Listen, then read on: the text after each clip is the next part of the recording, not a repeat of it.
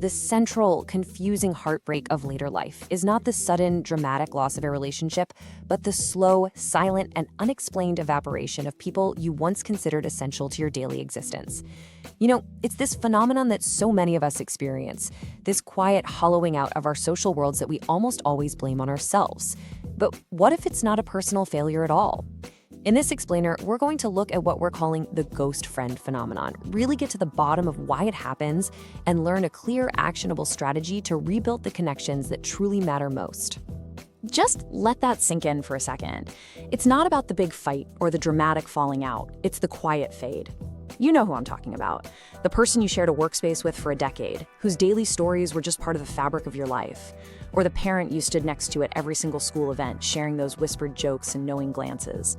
Maybe it was the neighbor you could always count on for a quick chat over the fence. And then one day, you kind of realize you haven't spoken in 6 months, then a year, and, well, they've become a ghost, just a memory walking around in the present. This feeling is so incredibly common, yet we usually suffer through it in silence, asking ourselves, was it something I did? Did I forget to call? Do they just not like me anymore? So today, we're giving this a name: the ghost friend phenomenon. And the definition is the most important part. It's a predictable, structural shift where friendships fade because the social infrastructure is gone. It is not a personal failure. Seriously, let that land. What you're feeling isn't a reflection of your worth or your likability. It's an architecture problem, not an affection problem. The scaffolding that held those connections up got taken down, and nobody ever told us we'd need to learn how to build our own. Understanding that is the very first step to rebuilding it. Okay, so here's our game plan. We'll start by digging into the core of the issue, what we're calling the structural drift. Then we're going to adopt a really crucial new mindset. Friendship isn't automatic. After that, I'll walk you through a simple system for reconnection called the Active Connection Protocol. From there, we'll get practical with putting it into practice. And finally, we'll zoom out to a new empowering way of seeing yourself as the intentional curator. So let's get right to the heart of it. If this friendship fade isn't personal, then what in the world is it? Well, the drift happens because of two really powerful forces working together. One is happening inside your own brain, and the other is happening in the world all around you. Let's take a look at those two forces right now. On the one hand, you've got the internal shift going on in your brain. There's a psychological tendency called Socioemotional Selectivity Theory. Now, that's just a fancy way of saying that as we get older, our brains wisely decide to invest our social energy in fewer but higher quality relationships. We naturally stop chasing a huge quantity of friends and start curating quality. This is actually a really healthy, positive thing. But here's the catch. This wise internal shift is happening at the exact same time as a huge external shift, what we call infrastructure collapse. All those built-in automatic points of contact, the office, the school pickup line, the neighborhood potlucks, they just dissolve. The social glue that held everything together without any effort on our part just disappears. And this combination creates the perfect storm of consequences. First up, you get this cognitive load of initiation. Because the automatic structure is gone, every single interaction now requires a deliberate plan. Sending the text, coordinating the schedules, picking a place to meet. What used to just happen now becomes another task on your to-do list. And that leads directly to the second problem, social inertia. It's just like basic physics, right?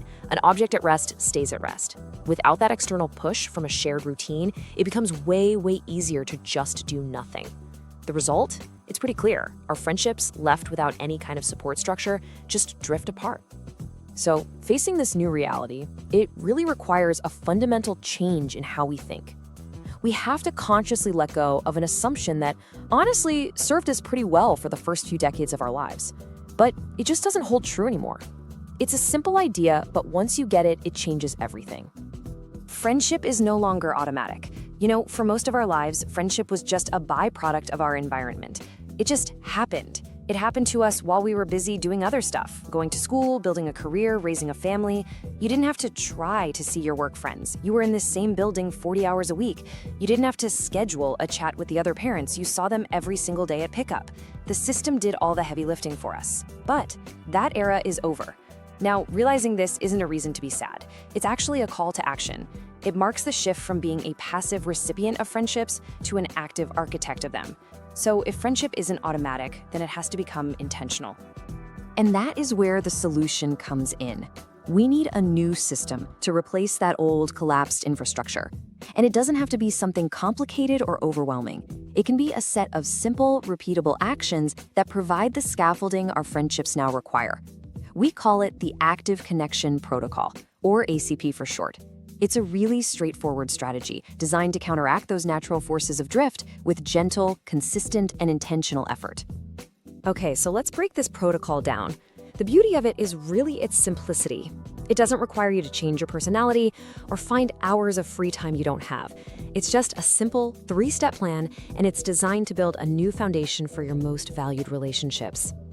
These are the 3 pillars. First, the infrastructure audit. This is basically looking back and asking, okay, what held this friendship together before? For a work friend, maybe it was that weekly team lunch. For a neighbor, maybe it was just bumping into each other while getting the mail. Figuring out that specific lost glue is key. Second, the low-stakes reaching rule. This is your go-to tool for breaking that social inertia. It's all about sending small, pressure-free signals that just say, I'm thinking of you, without demanding a big response. And third, the scheduled reciprocity mandate. This is how you build the new scaffolding. You create a new, reoccurring social anchor, like a standing coffee date on the first Friday of the month, to make getting together feel automatic again. All right, so theory is great, but let's talk about what really matters.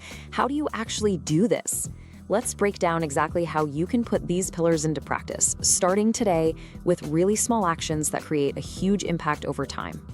Here are 4 concrete steps. First, the relational inventory. Just take a quiet moment and list the people you genuinely miss. No judgment. And next to each name, just jot down what you think that old infrastructure was. This isn't about blame, it's about diagnosis. Step 2, practice sending just 1 low-stakes signal a week. 1 text. That's it. Third, and this one's crucial, define your initiation budget.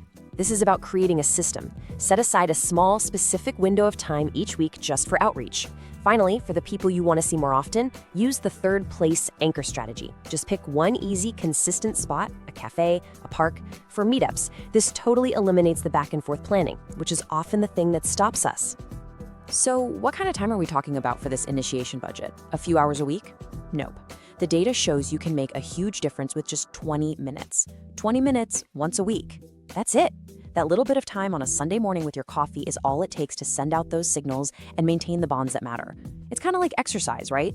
A 20-minute walk every day is so much better than a 3-hour marathon once a month. This is about building a sustainable habit, a small ritual of connection that just fits into your life. It's all about consistency, not volume.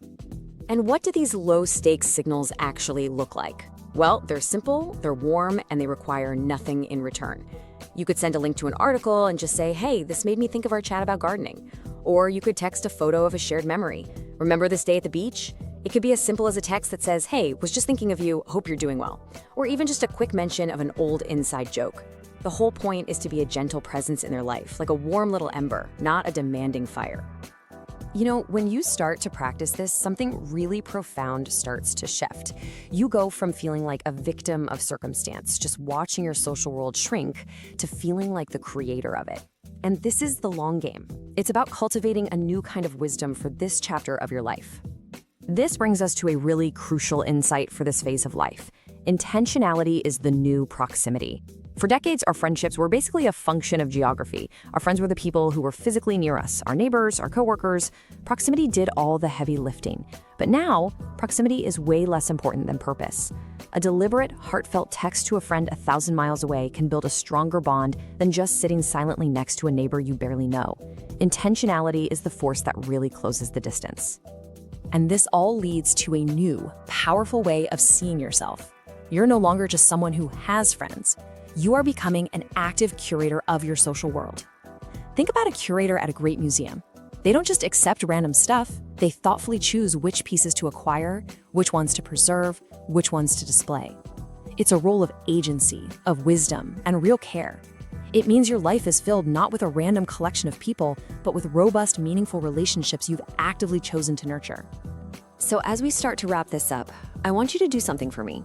Right now, just bring one person to mind. Who is that one person whose presence in your life has kind of faded into a ghost? Someone you genuinely miss, whose conversation you valued, whose laugh you can still hear? Just get a clear picture of them in your head. And here is your gentle challenge. Tomorrow, send that person one single, no requirement signal. Just one. A photo, a memory, a simple thinking of you text. That's it. This small, simple act isn't about getting a big response back. It's about breaking that cycle of drift. It's about turning a ghost back into a friend. So, what's the big takeaway here? Well, first, please remember that the slow fade of friendships is not your fault. It's a predictable structural shift, not some personal failure. And it's a quiet ache felt by millions. But you're not powerless. The most helpful insight is the power of the active connection protocol, using those simple low-stakes signals and scheduled anchors to break that social inertia. And maybe the most reassuring thought of all is that by becoming an active curator of your connections, you are taking control. You're ensuring that your life will stay rich with the emotional support and belonging that we all need. You have the tools, you have the wisdom, and now you can build a social world that truly sustains you for all the years to come.